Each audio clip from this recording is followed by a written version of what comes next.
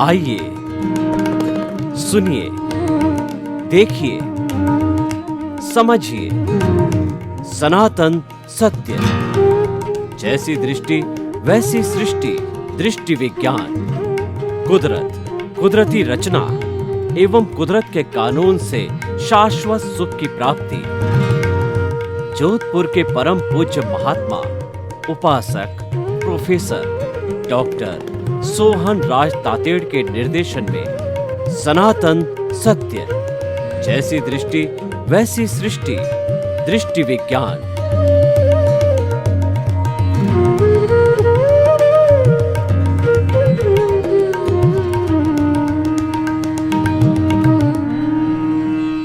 कि हमारे आगमों की भाषा में बात करूं तो ऐसा बताया जाता है कि घाती कर्म या 8 तरह के कर्म सबका जो सेनापति है, जो राजा है, वो मोहनीय कर्म है। तो मोहनीय कर्म जब तक नहीं टूटता है तब तक आगे व्यक्ति वीतराग नहीं बनता है, क्षपक श्रेणी नहीं लेता है, क्योंकि क्षपक श्रेणी लेने वाला ही वीतराग बनता है। 8वें गुणस्थान में क्षपक श्रेणी मतलब वीतराग बनेगा ही, 11वीं को जो है वो छोड़ देगा गुणस्थान को। तो जब वो वीतराग बनता है पहले और फिर अंतर मुहूर्त में 13वें गुणस्थान के अंतर वो केवल ज्ञानी बनता है। तो इसका मतलब इस हिसाब से देखें, चीज़ वही है, घूम फिर करके बात दोनों एक ही जगह आएगी, लेकिन यहाँ पर पहले वीतराग होना बताया गया है, उसके बाद के अंदर ज्ञानावर्णीय दर्शनावर्णीय का समाप्त होकर के और फिर जो है वो जो केवल ज्ञानी बनना बताया गया 12वां 13वां गुणस्थान में। तो वैसे बात एक ही है, कोई फर्क नहीं आएगा, लेकिन फिर भी अध्यात्म विज्ञान की दृष्टि से मैं इसको थोड़ा समझना चाहता हूँ। जय सच्चिदानंद। देखो, मोहनीय कर्म की इम्पोर्टेंट क्यों बताया? मोह एक प्रकार का नहीं होता है, मोह अनेक प्रकार का होता है। मोह का मतलब कॉमन डेफिनेशन, बाहर से सुख प्राप्त करने की इच्छा, इंद्रियों से सुख प्राप्त करने की इच्छा, बुद्धि से सुख प्राप्त करने की इच्छा, साधन संपत्ति संबंध और सत्य से सुख प्राप्त करने की इच्छा। तो कहने का मतलब ये इच्छा जो है हमारी, वो सुख की इच्छा है, तब तक मोहनीय कर्म है। अभी ज्ञान और दर्शन माइंड हो गया, मगर अभी नामना कीर्ति प्रतिष्ठा ये भी रहेगा, तो ये मोहनीय कर्म है। यानी हमको कुछ पाना है थ्रू द रिलेटिव सत्य, थ्रू द बॉडी, ये सब मोहनीय कर्म है। जब सुख मेरा ही स्वभाव है तो फिर मान मिले अपमान मिले, स्टेटस रहे न रहे, क्या मतलब है? ये सब रिलेटिव सत्य है। तो आगे जाके मोहनीय कर्म में ये बात भी आपको अंतिम अनुभव में बाधा डाल सकती है, और इसीलिए 8वें कर्मों में राजा कहा मोहनीय कर्म। तो गलत नहीं कहा, सही कहा है। मगर ज्ञान दर्शन जो है वो मिथ्या ज्ञान मिथ्या दर्शन का नाश करना वो कोई साधारण बात नहीं है। मगर ऑफकोर्स पैरेलल मोहनीय कर्म भी साथ में जीरो करना पड़ेगा, यानी उसकी भी एक बहुत इम्पोर्टेंस है। और मोहनीय कर्म के आधार से ही बड़े बड़े ज्ञानी भी गिर सकते हैं। भले ज्ञान और दर्शन हाई लेवल का है, संपूर्ण नहीं हुआ है 360 का, मगर हाई लेवल का है, फिर भी वो गिर सकते हैं 11वें गुणस्थान। हाँ, क्योंकि मोहनीय कर्म है ना, उपशांत मोह। यस। तो कहने का मतलब ये है कि ऑफ कोर्स आध्यात्म विज्ञान में और ख़ास करके हमारे आगम के अंदर भी मोहनीय कर्म की बहुत बड़ी वैल्यू बताई गई है, और वो डेंजरस भी है। तो हम समझते हैं कि हमको जागृत तो रहना पड़ेगा। सुख संसार में नहीं है, और सुख इंद्रियों से अनुभव में नहीं आता है, और सुख बुद्धि का प्रश्न नहीं है, और सुख पाने का भी प्रश्न नहीं है। सुख तो है, सिर्फ दृष्टि से अनुभव करना है, और इसलिए कोई भी एंगल से पाने की बात नहीं है। मगर जहाँ तक कोई भी एंगल से पाने की बात रहेगी आपके मन में, आपकी दृष्टि में, वहाँ तक मोहनीय कर्म रहेगा। और रहेगा तो वो बाधा भी बन सकता है। बात सही है। तो मैंने यही मोहनीय कर्म को सिद्धांत के रूप में समझाने की कोशिश किया कि उसकी वैल्यू भी है, इम्पोर्टेंट भी है, और जहाँ तक वो हमारी दृष्टि में अज्ञान के रूप में रहेगा वहाँ तक हमको प्रगति में बाधक तो जरूर बनेगा। और वो मुख्य बात है। अगर वो है तो बाकी सब जीवित हैं, वो मर गया तो फिर कोई जीवित रहेगा भी नहीं। तो इसीलिए ये विज्ञान में और आगम में जो बताया गया वो बात सही है। हमको तो पुरुषार्थ के मार्ग में उसी बात को ध्यान में रखकर जागृत रहना पड़ेगा। आइए हम सब आध्यात्म विज्ञान की और आगे बात करेंगे। स्वामी जी, आपकी बात को मैं बहुत अच्छी तरह से समझ गया। आपके इस गाइडेंस के लिए बहुत बहुत आपके प्रति कृतज्ञता। जय सच्चिदानंद। जय सच्चिदानंद। स्वामी जी, अब क्योंकि हम काफ़ी गंभीर प्रश्नों के ऊपर आ गए हैं तो और गंभीरता से आगे बढ़े हैं कि हमने लक्ष्य बनाया मुक्ति का। महात्मा हुए, आपका सानिध्य मिला, लक्ष्य हमने मुक्ति का बना लिया। और उसके बाद में सतत जो आपके प्रवचन मिल रहे हैं, यूट्यूब पे पुस्तकें मिल रही है, ऑडियो मिल रहे हैं, वीडियो मिल रहे हैं, सुन रहे हैं, और उनके बार बार स्मरण करने से एक ही बात है कि मन वचन काया से मुक्त ऐसा मैं शुद्ध आत्मा हूँ। और मन वचन काया तथा उससे जुड़ी हुई हर अवस्था मात्र कुदरती रचना है और वो व्यवस्थित है। अवस्था मतलब विनाशी है और ऑटो मोड है, तो फिर उसके लिए समय नहीं निकालना। तो कुल मिला के आपकी सारी बातें हमको पुरुषार्थ पे ले जाती है। तो सम्यक दर्शन, सम्यक ज्ञान पुष्ट होने की बात है। तो कृपया थोड़ा और विस्तार कीजिए कि वो दृष्टि में सम्यक ज्ञान, क्योंकि अब अपन धीरे धीरे एकदम कंसंट्रेट हो रहे हैं अपने केंद्र बिंदु पे, अपने हमारा जो सेंटर पॉइंट पे आ रहे हैं। तो और क्या क्या आपके दिमाग में चल रहा है कि ज्ञान दर्शन को और क्या चीज़ें पुष्ट कर सकती है और क्या करना चाहिए, बहुत बताया आपने। और भी कुछ बताइए आपके दर्शन को खोल करके कि ज्ञान दर्शन कैसे डेवलपमेंट समृद्ध हो, क्योंकि विषय अब यही बन गया है महात्मा लोगों का। ये सारा एपिसोड महात्मा लोगों को समर्पित है, तो साधारण व्यक्ति को नहीं है। तो कृपया और थोड़ा गहराई से आपका अनुभव को बाहर निकालिए, आपके दर्शन को बाहर निकालिए, खुला कीजिए, ताकि हमारे भी दर्शन खुला हो। तो सबसे बड़ी बात यह है कि ये जो ज्ञान दर्शन का जो उपयोग है वो इतना हमारे जीवन में लाइव, एक्टिव, वैल्यूएबल और सटीक होना चाहिए। सटीक का मतलब होता है जिस प्रकार से हम अज्ञान में शरीर को सेंटर में रख के ही पुरुषार्थ करके उसकी वैल्यू समझते हैं, उसी प्रकार से आत्मा को सेंटर में रख के उसकी ही वैल्यू हमको समझनी पड़ेगी। अब तो केवल दर्शन, उसमें कोई दो राय नहीं है। शरीर तो रहेगा, वैल्यू नहीं रहेगी। और इसीलिए कहा कि ज्ञान और दर्शन ही ऐसा आपका दृष्टि से उपयोग होना चाहिए जैसे रिलेटिव सत्य की कोई वैल्यू ही न रहे आपके पुरुषार्थ में, और सनातन सत्य ही हावी हो जाए, या तो वही उसका वहाँ जागृति रहे सनातन सत्य की ज्ञान दर्शन में। क्योंकि बार बार क्या होता है, अनादिकाल का जो अभ्यास है वो अभ्यास के नाते हम रिलेटिव सत्य की ओर बार बार चले जाते कोई भी एंगल से, और इसीलिए सनातन सत्य का अनुभव जो होना चाहिए वो नहीं होता है। और वो मिथ्या ज्ञान, मिथ्या दर्शन जिस प्रकार से, जिस लेवल से कटना चाहिए वो नहीं करता है, थोड़ा माइंड हो जाता है। तो मेरा कहने का मतलब ये है कि आपकी जो ज्ञान दर्शन के उपयोग की जो गहराई है वो गहराई इतनी स्ट्रांग होनी चाहिए कि जिसमें रिलेटिव सत्य का मिथ्या ज्ञान, मिथ्या दर्शन की कोई असर ही नहीं होनी चाहिए। इतना पावरफुल हमको अपना सम्यक ज्ञान, सम्यक दर्शन बनाना है। और वो बनाने की प्रक्रिया में उपयोग ही रहेगा। क्या रहेगा? कोई चमत्कारिक रास्ता नहीं रहेगा, चमत्कारिक रास्ता नहीं रहेगा। तो उपयोग से ही हमारा ज्ञान दर्शन इतना मजबूत होगा, प्रैक्टिस से ही इतना मजबूत होगा कि उसके अंदर मिथ्या ज्ञान, मिथ्या दर्शन का अवकाश नहीं रहेगा।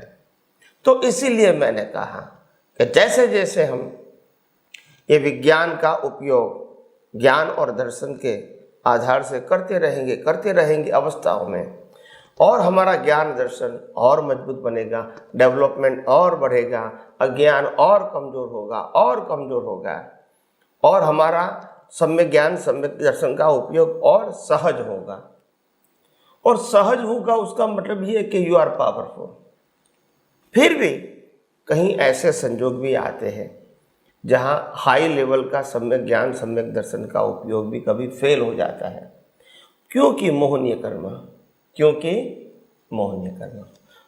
कर्म हमको कभी भी गिरा सकते हैं, कर्मों का फोर्स। हाँ, तो इसीलिए तीर्थंकर भगवंतों को भी अगले अवतारों में ऐसा कोई कर्म का फोर्स आया कि सम्यक ज्ञान सम्यक दर्शन होने के बावजूद भी, क्योंकि वो केवल दर्शन नहीं हुआ था, तो फिर उसको वो मोहनीय कर्म के आधार से नरक गति के कर्म भी बांधने पड़े।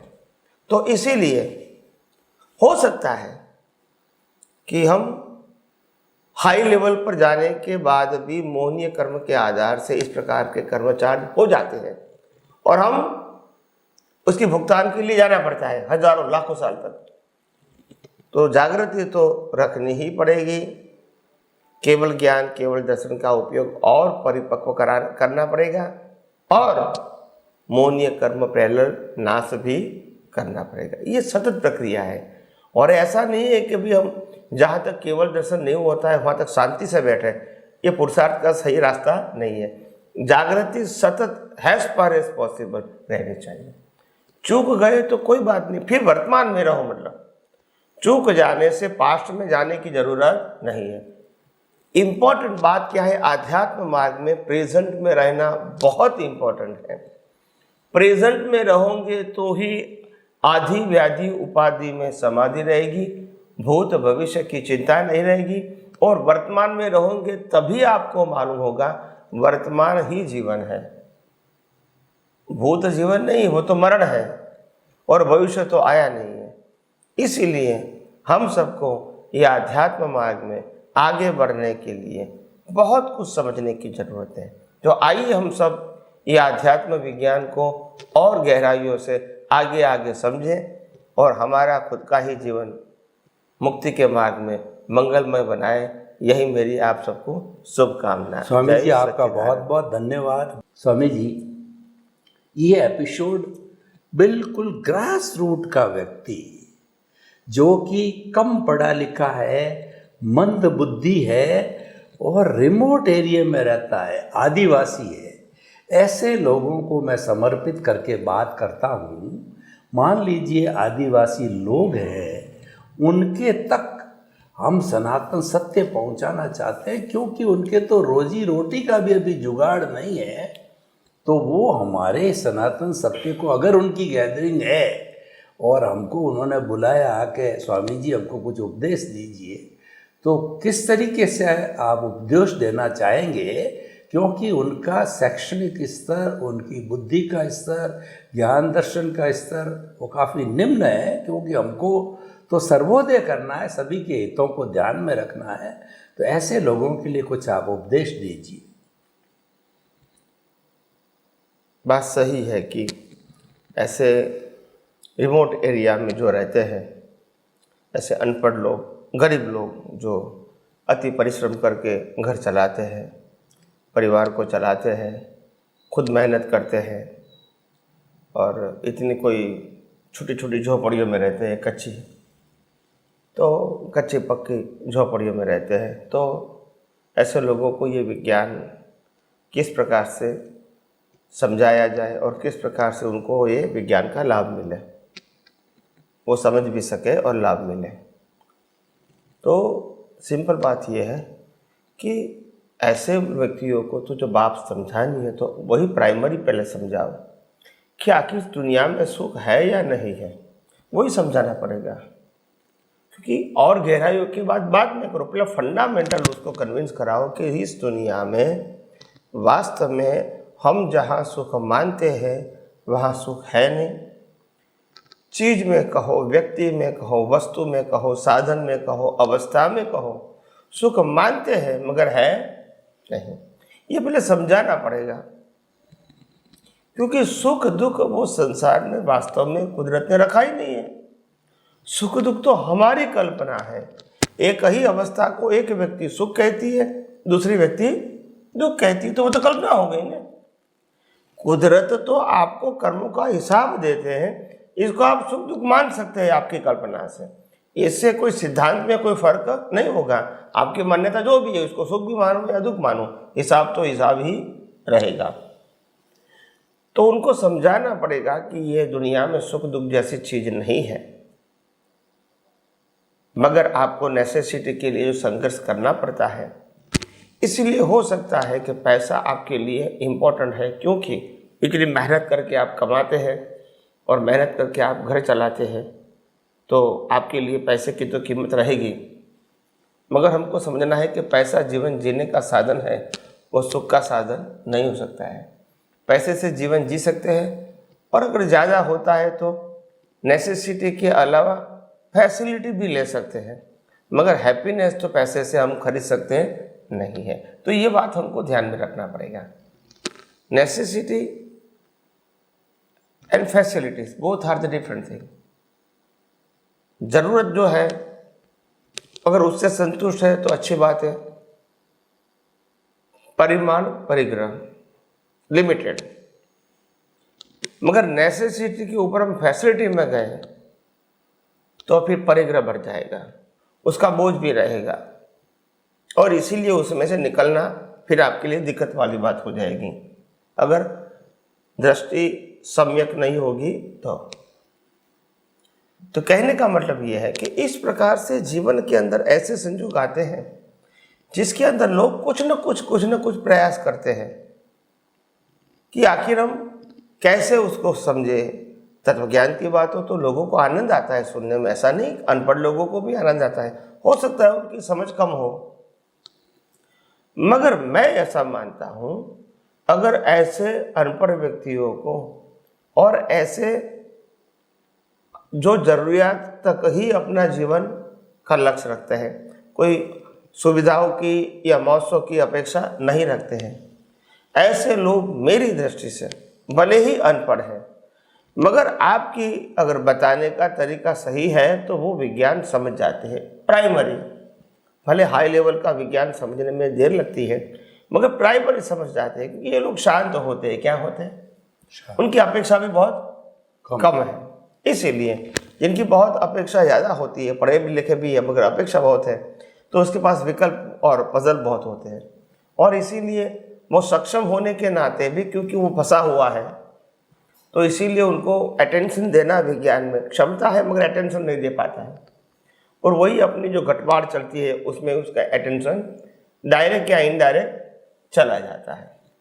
तो ऐसे गरीब व्यक्तियों को, अपर व्यक्तियों को शायद अगर आप प्रेजेंटेशन बिल्कुल लो लेवल से करें और आम आदमी समझ सके ऐसे लेवल से करें, तो मैं मानता हूँ वो चौकस समझ पाएंगे, क्योंकि वो गरीब लोग भी स्थिर होते हैं, उसका मन कोई विचलित नहीं होता है और कोई अस्थिरता उसमें नहीं है, बहुत सारे विकल्प भी मन में नहीं है। तो इसीलिए विज्ञान को विज्ञान के रूप में समझना उनके लिए शायद आसान हो सकता है, ऐसा मैं मानता हूँ। और इसीलिए ये समझने की ज़रूरत नहीं है कि वो अनपढ़ है या छोटे छोटे गाँव में रहते हैं या परिश्रम करते हैं तो विज्ञान नहीं समझ सकते, ऐसा नहीं है। हाँ, धर्म की बात करोगे और धर्म की क्रिया की बात करोगे तो उसके लिए उनके पास समय नहीं होता है, मगर विज्ञान समझने के लिए तो मैं समझता हूँ कोई तकलीफ नहीं होनी चाहिए। बड़े धीरे धीरे ही सही, मगर समझ पाएगा। और इसीलिए मैंने कहा कि सिंपल बातों से स्टार्ट करो, एक एक बातों से, तो वो भी उसके लिए सोचने के लिए, समझने के लिए मजबूर होंगे।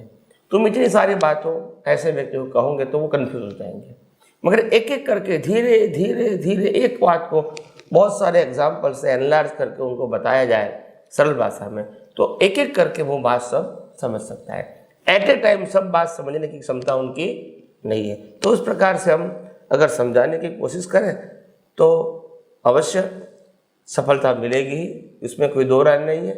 और आप इस प्रकार से ये प्रयोग से आप भी ये प्रयोग से जानकारी लेकर आप जीवन में उसका उपयोग कर सकते हैं, कोई भी व्यक्ति कर सकती है। तो आइए हम सब यही विज्ञान को और आगे बढ़ के समझने की कोशिश करें। स्वामी जी आपका बहुत बहुत धन्यवाद। ऐसे बहुत प्रसंग आते हैं, आएंगे।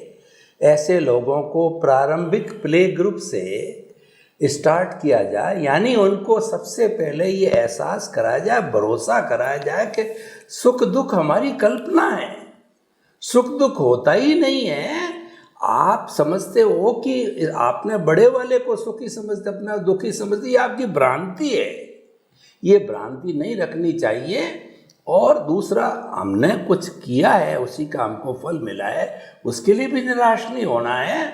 तो आप तो जो है छोटे छोटे सिद्धांत उनको दें। अगर हम जो अपने कुदरती कानून के, कुदरत की रचना के जैसे छोटे छोटे सिद्धांत से उनकी समझ में जब दृष्टि परिवर्तन होना चालू हो जाएगा, तो वो उस स्थिति में रहते हुए भी ज्ञान दर्शन को पुष्ट कर सकते हैं। स्वामी जी बहुत बहुत धन्यवाद आपका। स्वामी जी मैं एक बॉम्बे का चित्र खींचता हूँ।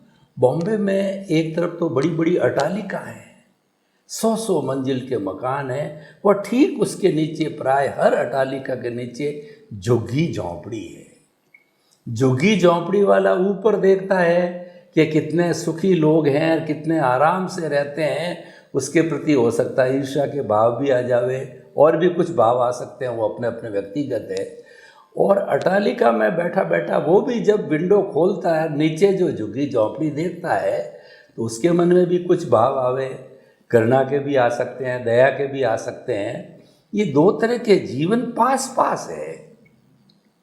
तो इन दोनों तरह के जीवन के व्यक्तियों के लिए जब वो हमारे आमने सामने आ जाए, दोनों ही एक जगह के स्थान पे, तो दोनों को ही हम एक प्लेटफॉर्म पे, एक तो बहुत ऊंचा, एक बहुत नीचा है। पहले तो मैंने सिर्फ एक स्तर के लोगों की बात की, 2 स्तर के लोग एक जगह बैठे हैं। तो उनको हमारा अध्यात्म विज्ञान हम कैसे बताएं, कि वो बताया तो एट ए टाइम एक को ही बताया जाएगा, और सिद्धांत तो वैसे एक ही रहता है, लेकिन कैसे दोनों के स्तर को संभालते हुए हम कैसे बात करें, प्रस्तुति कैसे करें। यह देखो, सुख की परिभाषा तो दोनों को लागू होगी। दोनों में सुख की अपेक्षा और दुख की अनुभूति है ही, दोनों को है। चाहे वो फ्लैट वाला है, चाहे झुग्गी झोपड़ी वाला है, मगर दोनों को समझाने का तरीका अलग अलग होता है। झोपड़ी वाले का समझाने का तरीका ये होता है कि आप आपके जीवन में सच्चा सुख को समझ के सच्चे सुख को पाने के लिए कभी भी कोई भी परिस्थिति में प्रयास कर सकते हैं। इसमें बाह्य संजोग बीच में नहीं आएंगे। तो उनको थोड़ा थोड़ा विज्ञान समझ के फिर उपयोग करने का आत्मविश्वास आएगा कि मैं भी आगे बढ़ सकता हूँ मुक्ति के मार्ग में। मगर जब पैसे वालों जो होते हैं, इनको समझाना है, तो उनको उनकी परिभाषा में ये समझाना चाहिए कि तुम जो भी, आपने जो कुछ भी पाया, सत्ता, संपत्ति, संबंध और साधन, ये सब कुछ छोड़ के जाना है, वो कंपलसरी है। और इसीलिए छोड़ना ही है, वो कंपलसरी है, तो फिर मालिक की करने की ज़रूरत नहीं है। और अगर मालिक की नहीं करोगे तो रागद्वेष नहीं होगा, और अगर रागद्वेष नहीं होगा तो धीरे धीरे अज्ञान करता रहेगा। और यही मुक्ति का मार्ग है। शुद्धात्मा को लक्ष्मण रखना है और अज्ञान को मिटाना है। तो ये हमारे लिए बहुत इम्पोर्टेंट बात है। और इसीलिए मैंने कहा कि कैसे भी करके हम ये आध्यात्म विज्ञान को, रिच पीपल कहो या मिडिल क्लास के पीपल कहो, उसको भी एक्सप्लेन कर सकते हैं और उसको समझा सकते हैं कि तुम जिस भौतिक चीज़ों के पीछे पड़े हैं, और तुम्हारी भौतिक चीज़ की अपेक्षा इतनी बढ़ गई है कि आज शौक मौत की चीज़ आपके लिए नेसेसिटी हो गई। इसीलिए आपको ज़्यादा कमाना पड़ता है, ज़्यादा पैसा खर्च करना पड़ता है, और अपने जीवन में ज़्यादा से ज़्यादा समय शक्ति का व्यय भी करना पड़ता है। तो आप समझो कि कोई भी कार्य करते समय अगर आपके पास ये विज्ञान है कि मैं कौन हूँ, और ये मनोवचन काया कौन चलाता है। तो ये विज्ञान अगर रहेगा तो आप कोई भी परिस्थिति में विज्ञान का उपयोग करके मुक्त रह सकते हैं और अनुभूति के मार्ग में आगे भी बढ़ सकते हैं। उसमें कोई दो राय नहीं है, संशय नहीं है। तो दोनों को अपनी अपनी भाषा में उत्तर दे सकते हैं। यह अध्यात्म विज्ञान की कैपेसिटी है या काबिलियत है कि हर परिस्थितियों का, हर लेवल के व्यक्तियों का भी समाधान विज्ञान के अंदर इनबिल्ट है। तो हमको उसमें से ही निकाल के किसी को देना है। तो ये पॉसिबल है, इम्पॉसिबल जैसा नहीं है। तो दोनों को पैरेलल हम अलग अलग दृष्टिकोण से समझा सकते हैं और वो भी समझ पाते हैं, ऐसा नहीं कि नहीं समझ पाते हैं। हाँ, समझाने का जो तरीका होता है वो बहुत इम्पोर्टेंट है। आपका प्रेजेंटेशन, आपका एक्सपीरियंस, आपका कॉन्फिडेंस, ये सब समझाने में काम आएगा। तो इसीलिए आइए हम सब यही विज्ञान को और गहराइयों से आगे समझने की कोशिश करेंगे। स्वामी जी, आपका बहुत बहुत धन्यवाद। हमने दो स्तर के लोगों के लिए आपने बताया कि उनको सनातन सत्य तो एक है, कुदरत का कानून, कुदरत की रचना, और जो मैं शुद्ध आत्मा हूँ ये तो फिक्स है। ये प्राणी मात्र पूरे कुदरत के लिए है, दोनों पे लागू होता है। ये समझा करके एक को तो हम संतुष्टि करें, तुम्हें निराश नहीं होना है, और जो कुछ है ये सब अपने अपने कर्मों का फल है, पुरुषार्थ करो। और दूसरे के अंदर हम अनाशक्ति पैदा करें। आपको भाग्योदय से मिला, साथ लेके नहीं जाना है, तो इतना जितना छोड़ोगे आप अपरिजयी बनोगे, उतना आपका ज्ञान दर्शन ज़्यादा पुष्ट होगा, आपका हल्के होंगे। हो सकता है आपकी बातों से प्रभावित हो करके, अनाशक्ति करके, और वो आपके भाई की हेल्प करे, वो लोग भी ऊपर उठ सकते हैं। तो इस तरीके से हम अपने सिद्धांत को लागू करके और प्रैक्टिकल फॉर्म के अंदर गरीब अमीर की खाई को भी पाट सकते हैं। ये अध्यात्म विज्ञान के अंदर इतनी पावर है। सिद्धांत अपना है, अपना काम करेगा, उसमें कोई मुक्ति का वो तो बन गया, लेकिन उसकी एप्लीकेशन हमारे जो जगत में आती है, हमारे समाज में आती है, वो आ सकती है। तो वो हमारा, आप जैसे फरमाते प्रेजेंटेशन वाली बात होती है। स्वामी जी, बहुत बहुत धन्यवाद।